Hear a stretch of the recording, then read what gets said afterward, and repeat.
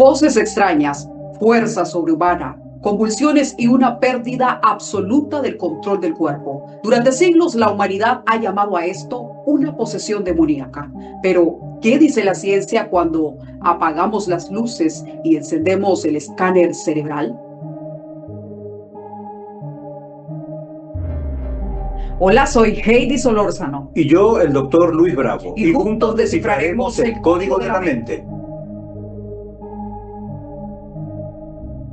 Sean bienvenidos a este episodio. Hoy nos metemos en un terreno donde la fe y la neurociencia chocan. Doctor, ¿existen los demonios en el cerebro o estamos ante la máquina más perfecta de crear realidades alteradas? Sí, justamente, Heidi, estamos ante una estructura o el órgano más perfecto que tiene el cuerpo porque se estudia a sí mismo. Entonces, el enigma fascinante del cerebro es justamente entender cómo la neurobiología y la psicopatología permiten responder inclusive a tu pregunta, ¿no? Porque justamente nosotros debemos estar claros de que existe un hilo muy fino donde la neurociencia y la teología se miran de frente. Desde la perspectiva biomédica y neurocientífica, el cerebro posee una capacidad extraordinaria para simular realidades alternas mediante disfunciones neuroquímicas y estructurales.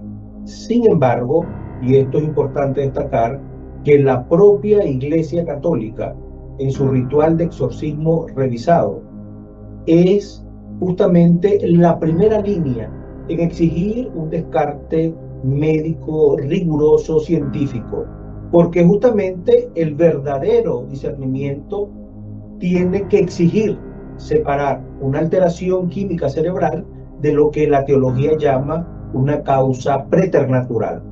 Ya esto el padre Gabriel Amor lo refirió cuando él crea la Asociación Mundial de Exorcistas en el Vaticano. Entonces hoy vamos a desglosar precisamente ese límite microscópico.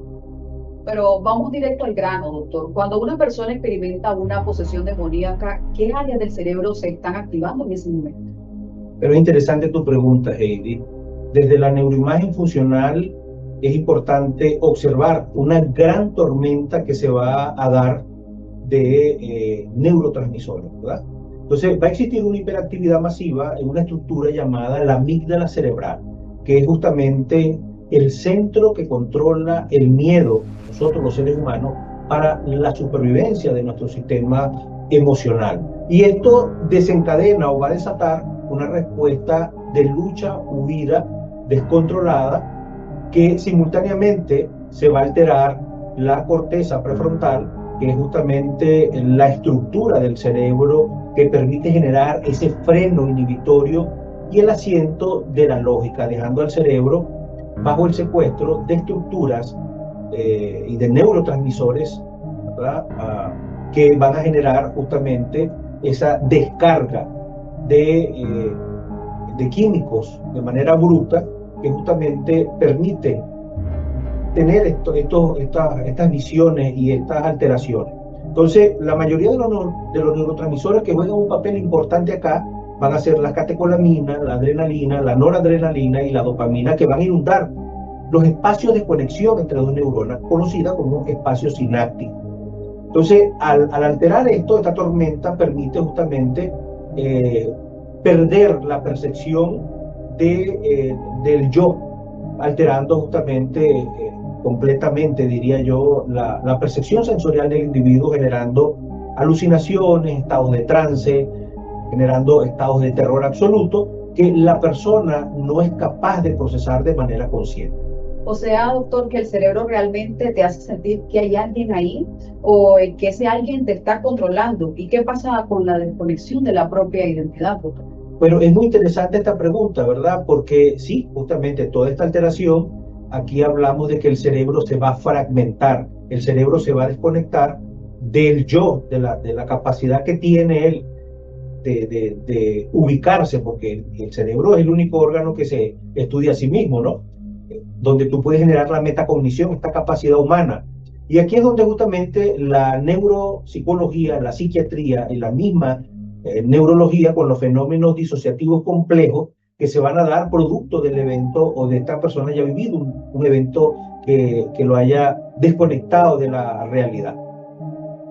Existen muchas redes neuronales que permiten gestionar el sentido del yo y de la autoconciencia, pero cuando estas redes se desincronizan o sufren una desconexión de la corteza parietal posterior, esta área es la que nos dice dónde termina nuestro cuerpo y dónde comienza el resto del mundo.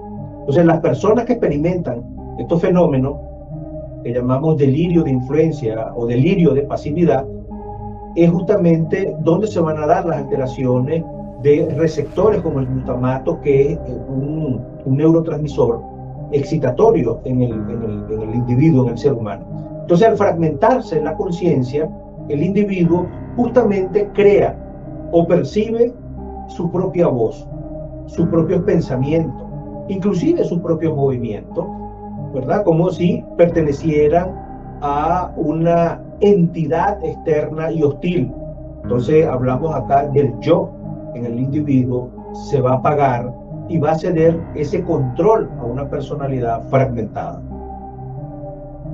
Ok, doctor, pero hablemos ahora de los fenómenos que las personas citan como pruebas. Por ejemplo, el cambio radical de la voz, hablar con voces gruesas o guturales, o la fuerza de medida que a veces requiere a más de 4 personas para sostener a alguien. ¿Cómo las neurociencias explican este fenómeno?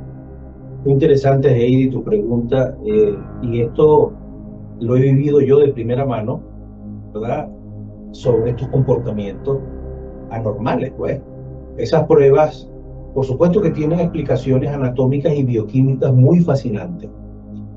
La fuerza desmedida se va a conocer en psicopatología como una hiperquinesia o una agitación psicomotriz extrema. Y esto se va a dar, ¿verdad?, o la mayoría de las veces se da bajo un estrés agudo o un brote psicótico. Recordemos que el eje hipotalámico hipofisiario adrenal activa una secreción masiva de cortisol. El cortisol es un neurotransmisor, es una hormona, ¿verdad?, que permite justamente, o se va a desarrollar en el cuerpo cuando estamos bajo estrés intenso. Pero también está acompañado de otra hormona llamada adrenalina. Entonces, esto anula los receptores del dolor en los tendones y va a optimizar el metabolismo del glucógeno muscular a niveles microscópicos. Esto no es magia, es el cuerpo humano utilizando el 100% de todas sus fibras musculares de manera simultánea. Algo que el cerebro bloquea en condiciones normales para evitar, ¿verdad?, que nosotros nos desgarremos. Y esto lo podemos ver a las personas que hacen ejercicio, de cuando someten el cuerpo, ¿verdad?, a correr más de lo normal y no está adecuado el cuerpo, siento unos dolores, no calambres, pero sí unos dolores como estos famosos desgarres. Respecto a la voz o glosolalia, ¿no?, y estos tonos guturales, esto también se debe a una estimulación extrema de un nervio llamado el nervio vago y del nervio laríngeo recurrente. Entonces, combinando todos estos cambios con una contracción también espasmódica de las cuerdas vocales falsas, las blandas ventriculares, lo que va a permitir poder emitir estos sonidos multifónicos, estos sonidos graves, ¿verdad?, idénticos a lo observado en ciertos trastornos neurológicos de la fonación o en trances disociativos profundos, ¿verdad? Como que... Doctor, es importante aclarar esto, explicarlo desde las neurociencias. No es querer poner en duda las creencias religiosas, ¿verdad?, o atacar la fe. Solo se trata de dar herramientas científicas en cuanto a este tema. Sí, es muy importante, Heidi. Y esto lo estableció el padre Gabriel Amor, el que funda justamente la Asociación Mundial de Exorcistas en el Vaticano.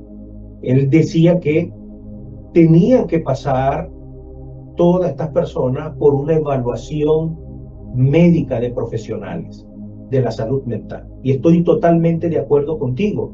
Y esto es un punto muy medular.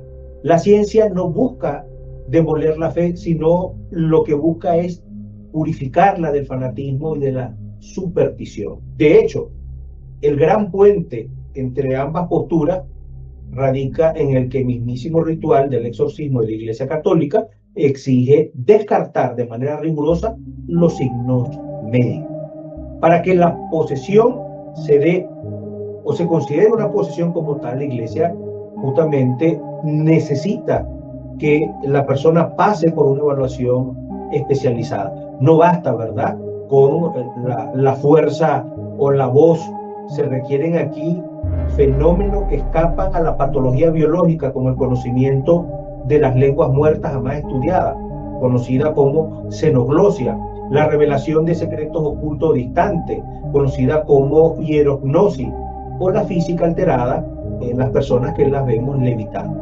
Entonces, cuando los síntomas se van a limitar a convulsiones, a paranoias o automutilaciones, estamos ante el territorio de la neuropsicología, de la psicopatología, y que además justamente la neurociencia va a ayudar a reforzar este conocimiento científico. Recordemos que la ciencia va a delimitar dónde termina el cerebro y dónde comienza el misterio. Bien, y a lo largo de la historia, incluso hoy en día, hay muchas personas con esquizofrenia o epilepsia que han terminado en exorcismo en lugar de una sala de urgencia. Doctor, ¿cuál es el riesgo de confundir estas dos cosas? El riesgo es potencialmente letal y constituye una grave negligencia clínica y humanitaria. Confundir un estatus epiléptico o una esquizofrenia paranoide con una posesión va a privar al paciente de una intervención clínica de manera expedita o de manera urgente. Una epilepsia del lóbulo temporal que no ha sido diagnosticada puede causar automatismo, puede causar alucinaciones complejas, inclusive estados agresivos en el paciente si no se trata con anticonvulsivantes o con estos psicofármacos. Esto podría provocar daño cerebral de manera irreversible. Pero también está el otro lado, ¿no? Recordemos que un brote psicótico agudo va a requerir una estabilización neuroléptica de manera urgente, que esto va a permitir generar un bloqueo a los receptores del neurotransmisor llamado dopamina. Entonces, someter a una persona en pleno colapso neuroquímico a un estrés psicológico, a un estrés místico extremo, como un exorcismo mal ejecutado, sin supervisión médica, esto desencadenaría, ¿verdad?, un paro cardiorrespiratorio por shock adrenérgico, o consolidar también un trauma psíquico destructivo. Entonces, la ciencia, la medicina y la fe deben trabajar siempre en función del bienestar del ser humano, del individuo. Bien, el cerebro humano sigue siendo el territorio más inexplorado y fascinante del universo. Doctor, su conclusión para este primer episodio del podcast Código New. Bueno, Heidi, mi conclusión es que el cerebro humano es un órgano con una complejidad inmensa.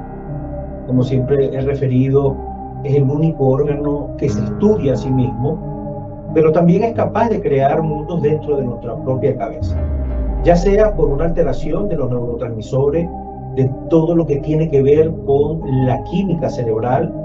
También se podría dar por una lesión estructural o por dinámicas psíquicas profundas. La mente se puede fracturar de forma que imitan lo sobrenatural. Nuestro deber como científicos y profesionales de la salud mental siempre va a estar enmarcado en poder acompañar la fe de las personas que padecen estos fenómenos, de poderlos ayudar inclusive a poder descifrar con nuestra sapiencia estos mecanismos de rigor. Siempre debemos tratar a estas personas con empatía, con precisión neurocientífica, recordando que detrás de cada mirada, que detrás de cada ser humano hay un cerebro buscando desesperadamente recuperar su equilibrio. Excelente, doctor. Muchísimas gracias. Amigos, gracias por acompañarnos en este viaje a lo más profundo del cerebro humano. No olviden seguirnos, toquen la campanita, dejen su comentario y compartan este episodio. Nos vemos en un próximo episodio para seguir descifrando, doctor, el código de la mente.